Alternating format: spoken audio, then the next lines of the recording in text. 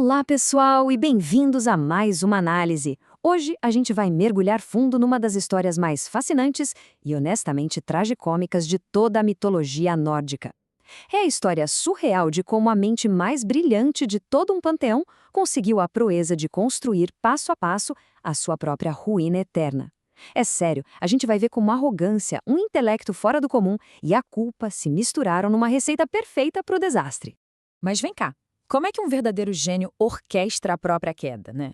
Para entender isso, a gente precisa voltar um pouquinho e olhar para o contexto desesperador em que o nosso protagonista se meteu. Loki, que já era famoso por ser o deus mais astuto e perverso, cruzou uma linha que simplesmente não dava para voltar atrás. Ele causou a morte de Balder, o deus mais amado de todos, e, como se não bastasse, se recusou a lamentar a perda. Isso impediu que Balder voltasse do mundo dos mortos. Bom, Odin, o pai de Balder, perdeu a paciência de vez. E Loki não era bobo, claro. Ele sentiu o cheiro do perigo no ar, sabia que uma punição terrível vinha aí e sacou que precisava sumir do mapa urgente. É bem aqui que a gente entra naquela ideia de uma paranoia que acaba virando uma profecia autorrealizável. Para escapar dessa fúria divina, o plano de fuga do Loki foi calculado nos mínimos detalhes. Ele não foi simplesmente para um lugar qualquer. Olha a estratégia. Ele escolheu o pico da montanha mais remota que conseguiu encontrar e construiu uma cabana com 4 portas. 4 portas, cada uma virada para um ponto cardeal, justamente para garantir que nunca fosse pego de surpresa e pudesse vigiar literalmente todos os cantos do mundo. E não para por aí. Durante o dia, ele se transformava num salmão gigante e ficava ali, escondido bem à vista de todos, nas águas profundas de uma cachoeira perto da cabana. Parecia um esconderijo perfeito, infalível. Mas o que acontece a partir daí é um contraste psicológico super interessante. Pensa bem, por um lado, o Loki vivia uma sensação de liberdade física absurda nadando por ali. Ele mergulhava, descia até o fundo, nadava entre as algas, sentindo que aquilo era quase como voar. Uma maravilha. Mas, por outro lado, esse paraíso tinha prazo de validade. O negócio todo estava completamente envenenado pela culpa e por um medo paralisante de ser pego. Aquela paranoia começou a devorar-lhe por dentro. A tal liberdade sem limites virou, na verdade, uma prisão mental inescapável. E é esse medo constante que faz ele começar a pensar demais. Nadando de um lado para o outro o dia todo, a mente do Loki, que agora estava rodando meio que na lógica de um cérebro minúsculo de peixe, começa a pirar, tentando adivinhar como os deuses poderiam capturar ele. A conclusão foi óbvia. Peixe a gente pesca com um anzol. Aí, num surto de arrogância e batendo palmas para a própria esperteza, ele faz uma promessa. Consequentemente, a partir de hoje, eu nunca, jamais vou morder qualquer coisa que esteja presa no anzol. Só que a mente de um gênio paranoico não desliga tão fácil. E é exatamente aí que a própria genialidade do Loki vira o seu pior inimigo. Ele passa os dias inteiros fritando a cabeça com milhares de cenários possíveis até que ele tem uma ideia que é, ao mesmo tempo, incrível e aterrorizante. Ele imagina uma engenhoca totalmente nova. Um negócio que ele chama provisoriamente de cortina de arame. A ideia era arrastar a água e pegar qualquer coisa, sem precisar de anzol nenhum. A ironia pesada aqui é que a rede de pesca nem existia no mundo ainda. Mas a paranoia do Loki fez com que ele criasse isso dentro da própria cabeça. Com essa ideia martelando na cabeça, o coração dele começou a bater a 1000 por hora. E o que ele decide fazer? Cego pela própria arrogância e por uma necessidade maluca de provar que era superior a todo mundo, ele corre de volta para a cabana para construir essa invenção. A lógica distorcida dele era mais ou menos assim. Se eu não for capaz de fabricar um artefato suficientemente forte para ser nele apanhado, ninguém o conseguirá. Eis que sou o mais esperto dos deuses. Pensa na loucura disso. Ele precisou criar a ferramenta da sua própria destruição só para conseguir dormir à noite. É o auge absoluto da presunção.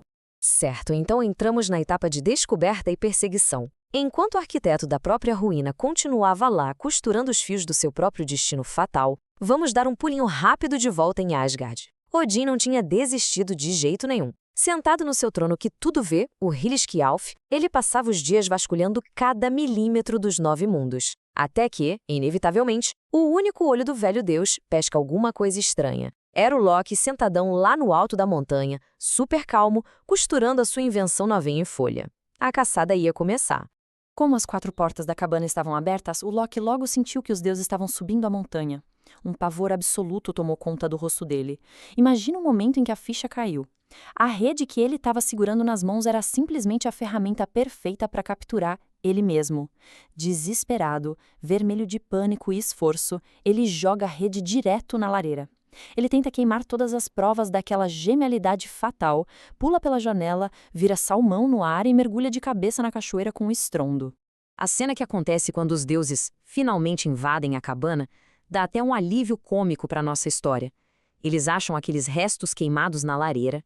Aí vem o Thor, coçando a cabeça, e solta a pérola de que devia ser um cobertor de verão. Quasir, tentando ser mais inteligente, já acha que é uma teia de aranha gigante. Mas o Odin, usando toda a sua sabedoria, vai pela dedução. Ele cheira cinzas, sente aquele cheiro fortíssimo de peixe e junta as peças na hora. Ele entende perfeitamente para que servia aquela malha trançada. E isso nos leva à captura irônica. Esse é o momento culminante em que o feitiço vira completamente contra o feiticeiro. Mas, claro, não sem antes a gente ver a total incompetência daquele grupo de deuses super brutos tentando lidar com uma tecnologia tão inovadora.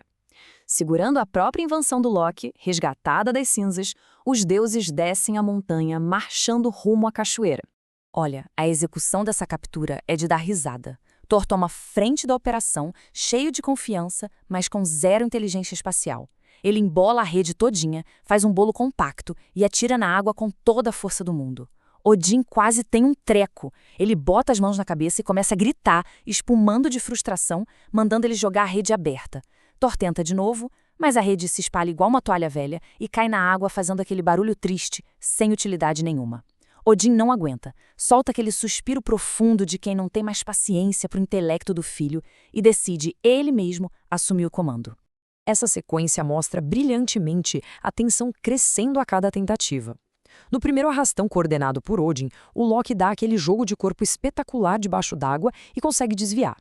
No segundo, o negócio fica perigoso. A malha passa raspando nele enquanto ele tenta se enfiar no cascalho do fundo do rio.